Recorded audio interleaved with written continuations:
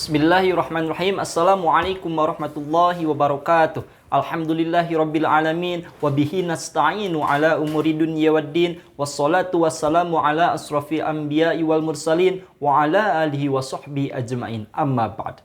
Alhamdulillah, pada kesempatan kali ini saya akan menyampaikan sebuah materi, yaitu tata cara manasik haji, kemudian urutannya, bacaannya, sampai pelaksanaannya. Oke. Haji adalah berkunjung ke Baitullah, yaitu Ka'bah, untuk melakukan amalan-amalan ibadah haji.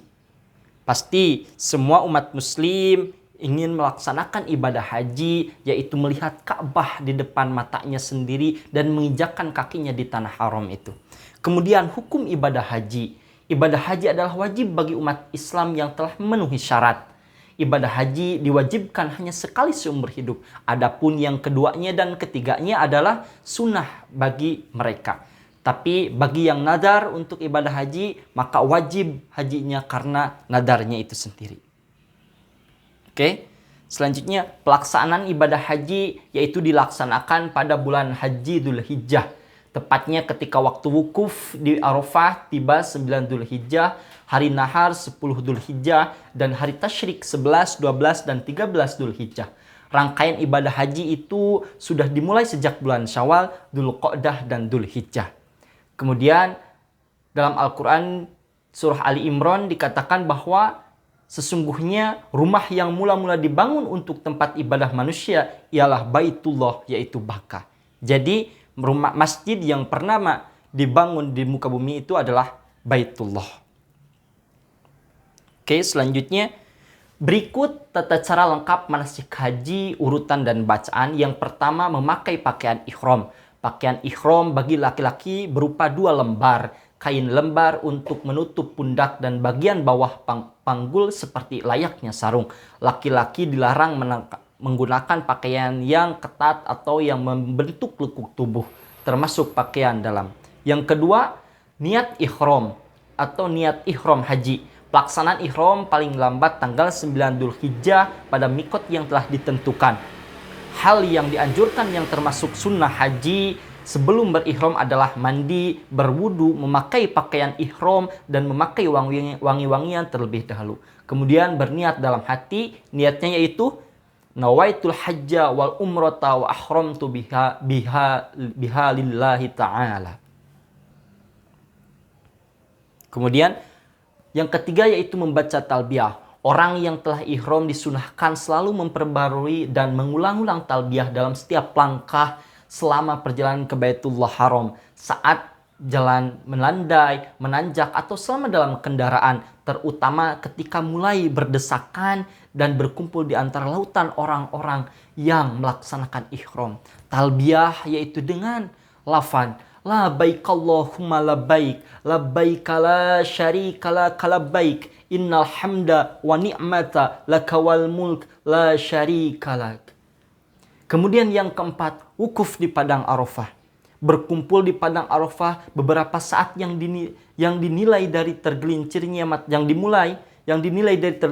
matahari pada tanggal 9 Dzulhijjah hingga menjelang fajar tanggal 10 Dzulhijjah. Wukuf dapat dilakukan di mana saja asal masih di tanah Arafah.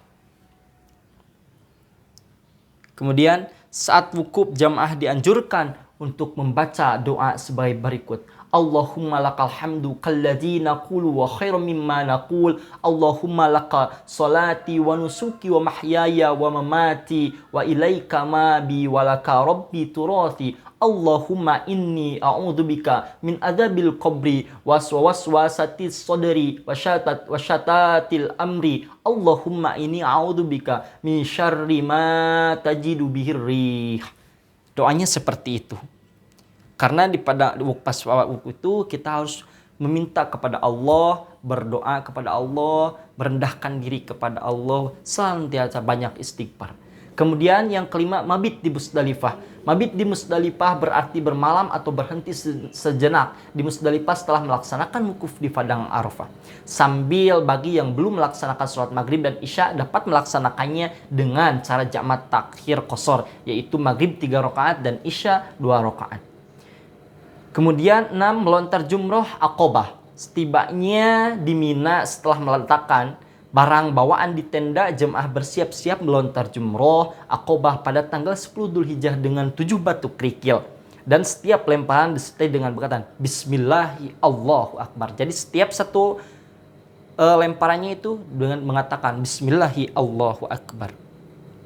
Kemudian yang ketujuh yaitu tahallul awal. Setelah melontar jumroh Aqobah, kemudian dilanjutkan dengan tahallul awal dengan cara mencukur atau menggunting rambut sekurang-kurangnya 3 helai. Dengan dilakukan tahallul awal ini berarti kita boleh memakai pakaian seperti biasa dan melakukan semua perbuatan yang dilarang selama ihram kecuali bersetubuh atau jima melakukan hubungan suami istri. Kemudian bacaan doa tahallul yaitu Allahumma ij'al li kulli sya'rin nuron yaumal qiyamah. Kemudian yang kedelapan adalah tawaf ifadah. Bagi jemaah haji yang akan melakukan tawaf ifadah pada hari itu juga 10 Dzulhijjah dapat langsung pergi ke Mekah untuk melakukan tawaf, yaitu mengelilingi Ka'bah sebanyak 7 kali dimulai dari arah yang sejajar dengan Hajar Aswad dan berakhir di sana pula. Jadi ketika melaksanakan tawaf itu diawali dengan sejajar pada batu Hajar Aswad dan diakhiri di sana juga. Kemudian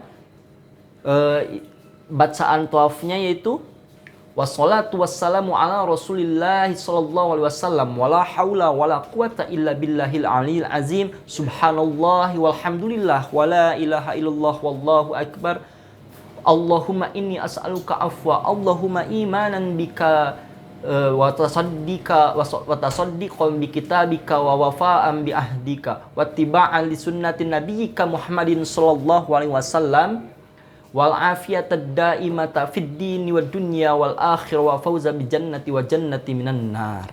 Doanya seperti itu. Mungkin nanti bisa dihafal. Kemudian yang kesembilan yaitu sa'i. Setelah melakukan tawaf ifadah dilanjut melakukan sa'i yaitu berjalan dari Bukit Sofa ke Marwah dan kembali lagi ke Bukit Sofa sebanyak 7 kali. Sebelum memulai sa'i kita dihadapkan badan kita itu mengarah ke Ka'bah. Kemudian sebelum mulai sa'i dianjurkan mengucapkan doa Bismillahirrahmanirrahim abda'u bima bada'allahu bihi wa rasulih. Kemudian ketika mengerjakan sa'i dianjurkan membaca doa berikut ini yaitu Allahu Akbar, Allahu Akbar, Allahu Akbar kabir walhamdulillahi katsira wa subhanallahi bukrata wa asila.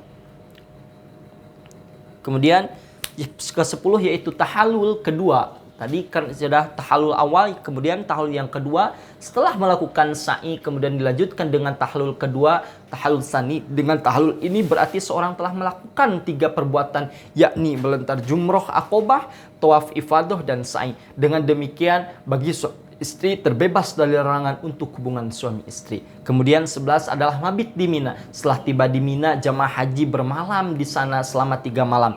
Jamaah berada di Mina sejak tanggal 10 sampai 12 atau 13 Dzulhijjah. Pada tanggal 10 Dzulhijjah para jemaah melempar jumroh Aqobah. Sedangkan pada tanggal 11 Dzulhijjah barulah mereka melontar 3 jumroh yaitu Ula, Wusta dan Aqobah masing-masing 7 kali dengan menggunakan batu kerikil. Hal yang sama dilakukan pada tanggal 12 dan 13 Dzulhijjah, namun ada juga para jemaah yang melontar ketiga jumroh hanya sampai pada tanggal 12 Dzulhijjah sore harinya dan kemudian mereka meninggalkan Mina menuju Makkah. Hal ini disebut nafar awal, sedangkan para jemaah yang melakukan pelontaran jumroh sampai tanggal 13 Dzulhijjah sore harinya mereka disebut nafar tsani. Dengan selesainya kegiatan pelontaran di atas, bagi mereka yang mengerjakan haji tamatu dan haji qiron selesailah seluruh rangkaian kegiatan ibadah haji dan kembali ke Mekah. Akan tetapi bagi mereka yang mengerjakan haji ifrad masih diharuskan mengerjakan umroh yang dimulai dengan ihram untuk umroh lalu tawaf, sa'i dan diakhiri dengan tahallul. Setelah selesai umroh berarti selesai seluruh rangkaian kegiatan ibadah hajinya yaitu haji ifradnya selesai. Bagi mereka yang ingin meninggalkan tanah suci Mekah dan kembali ke tanah air harus melaksanakan tawaf wada atau tawaf perpisahan. Caranya sama saja dengan tawaf ifadah. Tetapi pada tawaf wada tidak disertai dengan sa'i dan dengan berpakaian biasa. Demikian pembahasan mengenai tata cara manasik, urutan, dan pelaksananya yang perlu diketahui dan diamalkan terutama bagi yang akan menunaikan ibadah haji. Terima kasih atas perhatiannya. Mohon maaf atas ucapan yang salahnya. Billahi taufiq wal hidayah. Wassalamualaikum warahmatullahi wabarakatuh.